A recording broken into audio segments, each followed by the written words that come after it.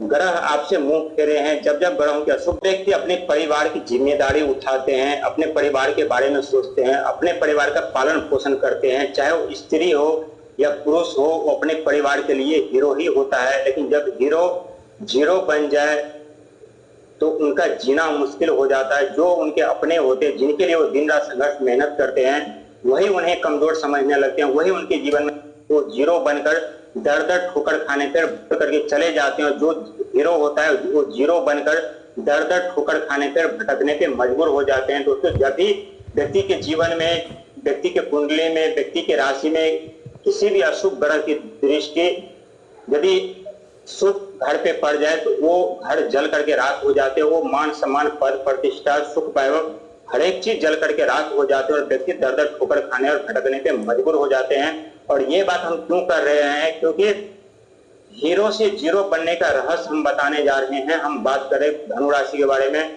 दोस्तों, आप वो व्यक्ति होते हैं जो हर एक समस्या से लड़ करके अपने जीवन में आगे बढ़ते हैं, अपने परिवार के बारे में, अपने बच्चों के बारे में, अपने भविष्य के बारे में, अपने करियर के बारे में हमेशा चिंतित रहते हैं ताकि पड़े, और हमेशा अपने परिवार के साथ साथ अपना भी ख्याल रखते हैं। लेकिन जब जब ग्रह आपसे मुंह फेरे हैं, जब जब ग्रहों की अशुभ दृष्टि आपके ऊपर पड़े हैं, तब तब आपके मान सम्मान, पद प्रतिष्ठा, धन दौलत सब जला करके राख कर दिए हैं और व्यापार, करियर, हर एक चीज को बंद करना पड़ा है। लेकिन अब वो वक्त आ चुका है जहां आपका भाग उदय होना आरंभ हो चुका है। लेकिन आप लोग यकीन नहीं करते, इंतजार नहीं करता, लेकिन हम समय का जरूर इंतजार करते हैं। समय आते हैं, निकल जाते हैं, लेकिन समय का इस्तेमाल करने के लिए, समय का शुभ फल लेने के लिए हमें जागना पड़ता है, हमें चौकन्ने रहने पड़ते हैं, हमें अपने आंख कान खुले रखने पड़ते हैं।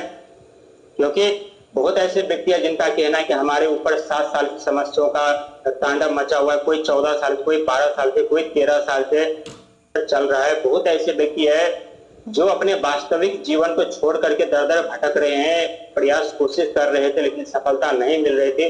दृष्टि 11 में धन के ऊपर राहु शनि की दृष्टि, कर्म भाव पे राहु शनि की दृष्टि, संघर्ष मेहनत करवा रहे थे, फल नहीं दे रहा था। गुरु नीच के हो चुके थे, जो गुरु हमें सुख फल नहीं दे पाता। सुख फल तो हमें गुरु दे रहे थे, देना चाहते थे, लेकिन धन के भाव पे राहु की दृष्टि और कर्म के भाव पे शनि की दृष्टि, यानी धन को पूरी तरह से राहु महाराज जला करके राख कर रहे थे। वही कर्म, मेहनत, संघर्ष, कठिनाई, परेशानियों का सामना हमें शनिदेव महाराज करवा रहे थे। और शनि का देव बृहस्पति का शुभ फल था वो हमें प्राप्त नहीं हो पा रहा था। लेकिन अब शनि देव बृहस्पति का शुभ फल भी प्राप्त होगा, राहु का भी शुभ फल प्राप्त होगा और शनि का भी शुभ फल प्राप्त होगा। वहीं 7वें घर पे दृष्टि, यानी पारिवारिक कलह उत्पन्न, कार्य में बाधाएं उत्पन्न, बिजनेस व्यापार, कैरियर, रिश्ते में खटास, रिश्ते में दरारें, चारों तरफ से दुखों का दस्तक होना।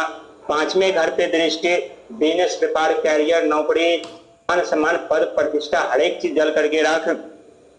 9वें घर पे दृष्टि, साहस, पराक्रम, धर्म, कर्म सब जल करके नाश। यानी दोस्तों, आपके जीवन में ये सच है कि अपनी चिंता करने की जरूरत नहीं।